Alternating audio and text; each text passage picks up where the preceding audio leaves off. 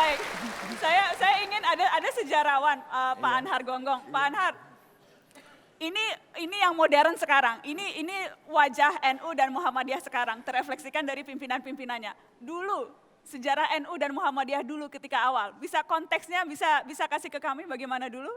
Harus dipahami bahwa kedua organisasi itu lahir dalam satu konteks situasi. Situasi pergerakan nasional. Dan tujuan mereka memang adalah untuk menjadi pemikir dan penggerak. Ini yang harus dipahami. Pemikir dan penggerak. Pemikir dan penggerak. Enggak tahu kalau yang sekarang. Pemikir dan penggerak. Kalau sekarang penggembira biasanya. Ya, dan yang pertama sebenarnya dilakukan adalah revolusi mental. Jadi apa yang dikatakan Pak Jokowi itu sudah terlambat. Terlambat ya. Dalam arti begini, pada ketika itu kita adalah bangsa yang terpuruk dan hanya dianggap sebagai orang bodoh. Artinya apa? Para penggerak ini mau mengatakan kepada mereka, ubah sikap mental Anda untuk menjadi diri yang kuat dan mau melawan. Itu yang dipikirkan. Nah, oleh karena itu yang tampil ketika itu adalah pemimpin. Bukan pejabat kayak sekarang. Contoh sederhana tadi, Pak Hasyim Asyari membangun pesantrennya di situ. Saya memberikan interpretasi apa? Yang pertama memang dia mau lakukan adalah mau merubah mental yang ada di situ. Sebab di sana adalah orang-orang jahat yang kalau tidak diperbaiki itu artinya tidak ada sesuatu yang harus dimulai. Oke. Nah, oleh karena itu sebenarnya pemimpin kita adalah orang-orang yang terdidik dan tercerahkan. Terdidik dan tercerahkan. Terima kasih. Ada lagi beda Muhammadiyah dan NU. Tapi kalau ini bedanya kayaknya harus diceritakan oleh seorang budayawan. Jadi saya ingin kita kasih tepuk tangan yang meriah untuk Mas Pri GS.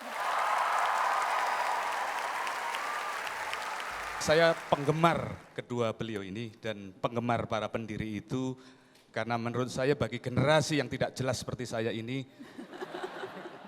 kedua beliau ini meninggalkan artefak kebudayaan yang sangat serius. Tepuk tangan. Masa no?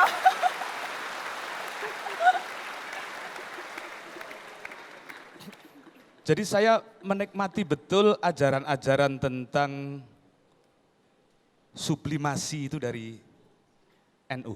Lepas saya tidak pernah sejaman dengan beliau-beliau itu. Menurut saya salah satu jasa Mbah Hasyim Asyari yang luar biasa itu punya cucu bernama Gus Dur. Ini peninggalan yang luar biasa. Gus Dur sebagai presiden itu tidak pernah ribet. Negara saja nggak ribet. Kita yang ribet. Gus Dur itu kalau membubarkan sebuah departemen Mbak Nana, itu simple. Departemen penerangan itu sudah bubarkan saja. Mau diterangin apa lagi, sudah terang benderang begini.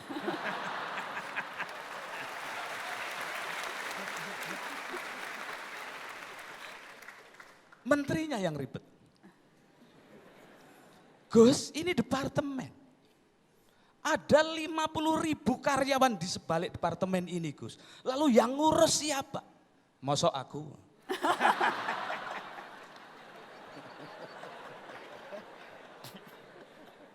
Hanya 2 kata saja persoalan bangsa ini beres.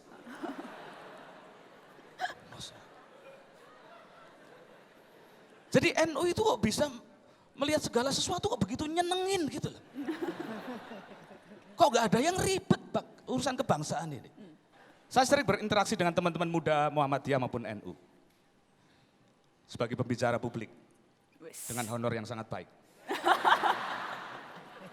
Kecuali kalau diundang 2 organisasi ini. Karena isinya teman-teman dan tiba-tiba mereka itu jadi teman, saudara, guru gitu loh. Dengan cara-cara yang aneh. Mungkin diplomasi honor itu.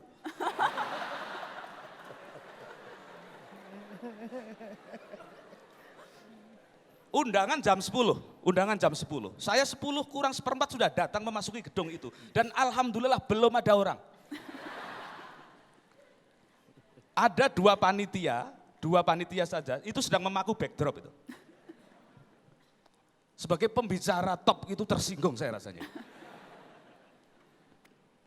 Baru mau tersinggung, teman-teman muda NU ini cerdas sekali. Loh, Mas Pri diundang NU kok tepat waktu.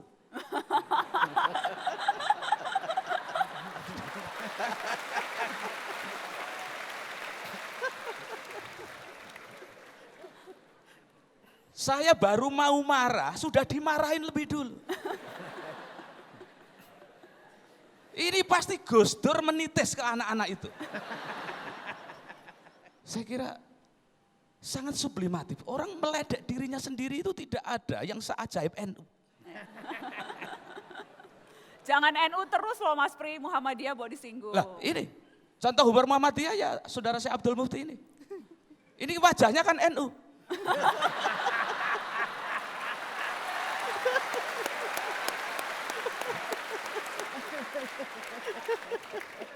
Wajah NU tuh kayak gimana wajah Ya NU? seperti ini. Umar teman-teman Muhammadiyah itu ringkas. Ya. Yang satu eksploratif. Yang satu sublimatif. Ini warisan besar bagi bangsa ini. Sudah, assalamualaikum warahmatullahi wabarakatuh.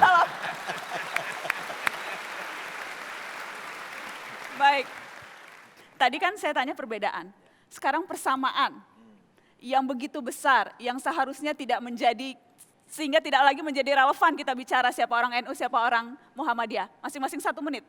Ya persamaan sangat banyak sekali ya, sama-sama punya cita-cita Islam ahli sunnah wal jamaah dan punya pandangan nasionalisme Islam dan nasionalisme yang sama.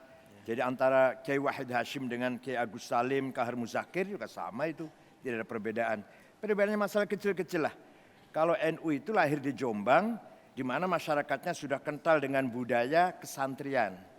Dan artinya masalah Islamnya sudah berbudaya kesantrian yang berlatar belakang berbasis kitab-kitab kuning.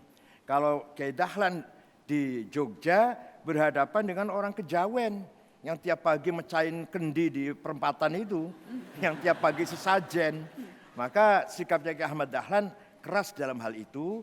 Kalau Kiai Hasyim Asy'ari karena masyarakatnya masih bisa digiring atau diarahkan pada budaya yang berpoleskan Islam, maka tidak keras seperti itu. Oleh karena itu, Islam Nusantara sebenarnya Islam yang melebur dengan budaya, Islam yang tidak menghapus tradisi, bahkan Islam memperkaya budaya. Sebaliknya budaya bisa lestari karena punya spirit Islam. Islam Nusantara, Islam NU. Mas Mufti, singkat saja, singkat. Baik. Saya kira kedua organisasi ini punya, tadi Kiai Said menyampaikan, punya komitmen untuk membangun Indonesia yang berkemajuan dalam istilah Muhammadiyah.